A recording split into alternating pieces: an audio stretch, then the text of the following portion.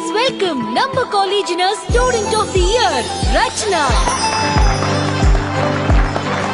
ಎಲ್ರು ನಿನ್ನನ್ನ ಈ ಊರ್ಮಿಳಾಗಿಂತ ಬುದ್ಧಿವಂತೆ ಅಂತ ಹೇಳ್ಬೋದು, ಅದು ನನಗೂ ಅನ್ನಿಸ್ಬೇಕಲ್ವಾ?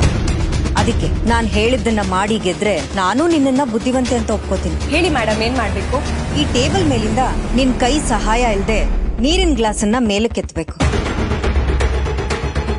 ಮೇಡಮ್, ನೀವೇನ್ ಮಾಡ್ಬೇಕು ಅಂತ ಹೇಳಿದ್ರಿ? ನಿನ್ ಕೈ ಸಹಾಯ ಇಲ್ದೆ ಗ್ಲಾಸ್ ಅನ್ನ ಎತ್ತಿ ತೋರ್ಸು ಅಂತ ಹೇಳ್ದೆ. ನಂಗೆ ಅರ್ಥ ಆಗ್ಲಿಲ್ಲ, ಇನ್ನೊಂದ್ಸಲ ಹೇಳಿ. ಗ್ಲಾಸ್ ಅನ್ನ ಎತ್ತು ಅಂತ ಹೇಳಿದ್ದು. ಮೇಡಮ್, ನೀವ್ ಏನ್ ಹೇಳ್ತಿದ್ದೀರಾ ನಂಗೆ ಅರ್ಥ ಆಗ್ತಿಲ್ಲ. ಹೀಗೆ ನಿನ್ ಕೈಯಿಂದ ಟಚ್ ಮಾಡದೆ ಗ್ಲಾಸ್ ನ ಎತ್ತು ಅಂತ ಹೇಳಿದ್ದು. ಎತ್ತಾಯ್ತಲ್ಲ ಮೇಡಮ್.